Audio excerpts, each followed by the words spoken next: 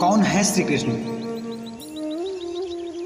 The great philosopher of the world, दुनिया का महान दार्शनिक, या मैनेजमेंट मास्टर कहें या जगत गुरु, गिरधारी कहें या रणछोड़।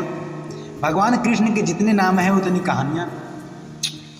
जीवन जीने के तरीके अगर किसी ने परिभाषित किए वो कृष्ण हैं। कर्म से होकर परमात्मा तक जाने वाले मार्ग को उन्होंने बताया। संसार से वैराग्य को सिरे से नकारा।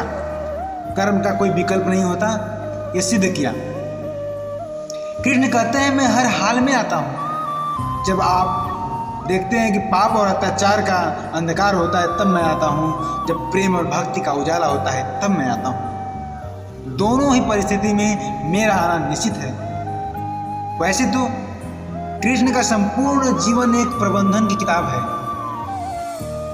अगर कृष्ण के ऊपर सैकड़ों हजारों किताबें लिखी जाए, कही जाए, सुनी जाए तो भी कम है। कुरुक्षेत्र में दो सेनाओं के बीच भारी तनाव के समय श्री कृष्ण ने अर्जुन को जो ज्ञान दिया वो दुनिया का श्रेष्ठतम ज्ञान है। गीता का जन्म युद्ध के मैदान में दो सेनाओं के बीच हुआ। जीवन की श्रेष्ठतम बातें भारी दबाव और तनाव में होती हैं, ऐसा श्री कृष्ण ने बताया। अगर आप दिमाग को शांत और मन को स्थिर रखने की कोशिश करें तो सबसे बुरी परिस्थिति में भी आप अपने लिए बहुत कुछ बेहतरीन निकाल पाएंगे। ये श्री कृष्ण सिखाते हैं। गीता पढ़ने से पहले अगर इस बात को समझ लिया जाए तो गीता पढ़ना सफल हुआ। कृष्ण का जीवन ऐसी ही बातों से भरा पड़ा है। जरूरत है नजरिए की।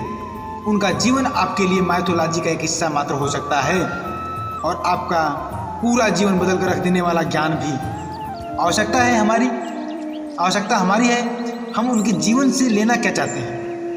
कृष्ण मात्र कथाओं में पढ़ा या सुना जाने वाला पात्र नहीं है। वो चरित्र और व्यवहार में उतारे जाने वाले देवता हैं। कृष्ण से सीखें कैसे जीवन को श्रेष्ठतम बनाया जाए। कृष्ण का जीवन शुरू से लेकर अंत तक संघर्षमय रहा। कारागृह में जन्मे कृष्ण पैदा होते ही रात में यमुना पार कर गोकुल ले जाया गया। तीसरे दिन पूतना मारने आ गई। यहां से शुरू हुआ संघर्ष और देह त्यागने से पहले द्वारिका डूबने तक का रहा। कृष्ण का जीवन कहता है आप कोई भी हो, संसार में आए हो तो संघर्ष हमेशा रहेगा। कृष्ण कहते हैं परिस्थितियों से भागो मत, उसके सामने डटकर खड़े हो जाओ, क्योंकि कर्म करना ही मानव जीवन का पहला कर्तव्य है। हम कर्मों से ही परेशानियों को जीत सकते हैं। कृष्ण ने अपनी शिक्षा मध्य प्रदेश के उज्जैन में सांदीपनी ऋषि के आश्रम में रहकर पूरी की थी। कहा जाता है 64 दिन में उन्होंने 64 कलाओं का ज्ञान हासिल किया था। हाँ, ये हमारी आज की शिक्षा व्यवस्था को आईना दिखाने के लिए काफी है। वैदिक ज्ञान के अलावा उन्होंने कलाएं सीखी। शिक्षा ऐसी ही होनी चाहिए जो हमारे व्यक्तित्व का रचनात्मक विकास करे। संगीत, नृत्य, युद्ध सहित 64 कलाओं कृष्ण के व्यक्तित्व का हिस्सा हैं। बच्चों में कोरा ज्ञान ना भरें, उनकी रचनात्मकता को नए आयाम मिले, ऐसी शिक्षा व्यवस्था हो। नारी समाज के लिए भी जरूरी है। क्या और कैसे हम उनकी सुरक्षा कर सकते हैं, ये श्री कृष्ण ने सिखाया। राक्षस नरकासुर का आतंक था। करीब 16,100 महिलाओं को उसने अपने महल में कैद किया था। महिलाओं से बलात्कार में उसे सुख मिलता था। कृष्ण ने उसे मारा, सभी महिलाओं को मुक्त कराया, लेकिन सामाजिक कुरीतियां तब भी थी। उन महिलाओं को अपनाने वाला कोई नहीं था। खुद उनके घर वाले उन्हें दूषित मानकर त्याग दिया। ऐसे में कृष्ण आगे आए और सभी 16,100 महिलाओं को अपनी पत्नी का दर्जा दिया। समाज में उन्हें सराहने के लिए सम्मान के साथ जीने का स्थान दिलाया।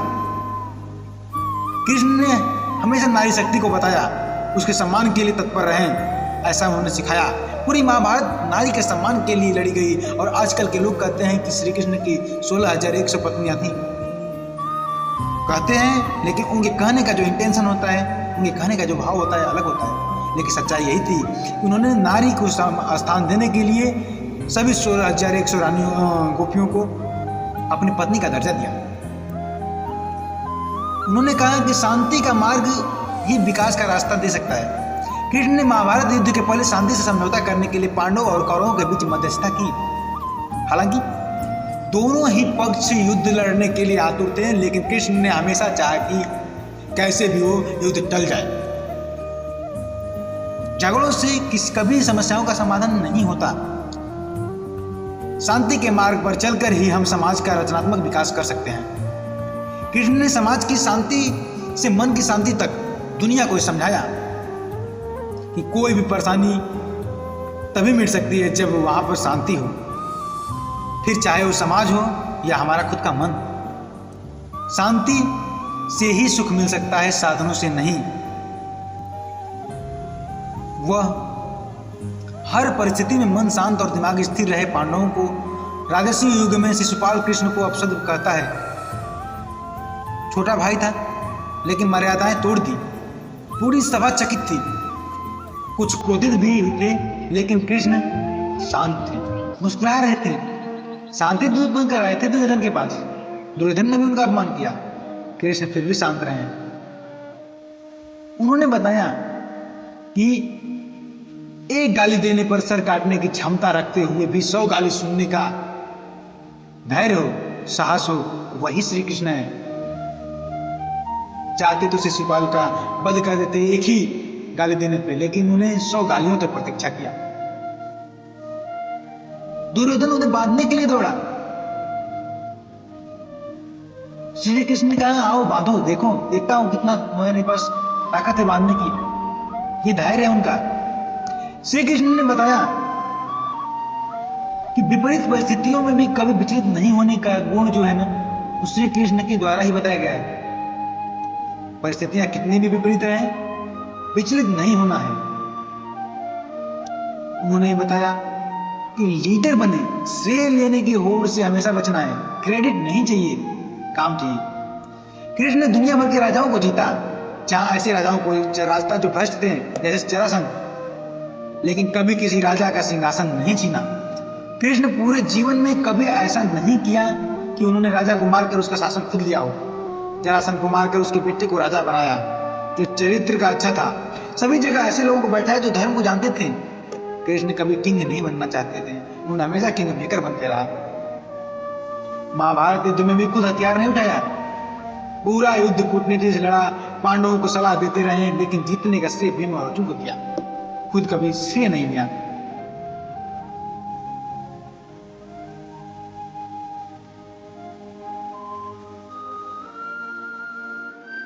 जिंदगी को ऐसे जिया कि उनके ऊपर 3 घंटे की बायोपिक नहीं, 3 साल की बायोपिक भी नाकाफी है।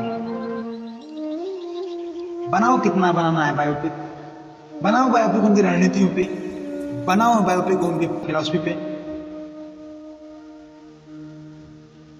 कृष्ण बनना इतना आसान नहीं है, और आशा है आप लोग भी आज जन्माष्टमी का पर्व मना रहे हैं, तो गीता का अध्ययन जरूर करें, और इसी के तहत समस्त देशवासियों को श्री कृष्ण जन्माष्टमी की ढेर सारी शुभकामनाएं।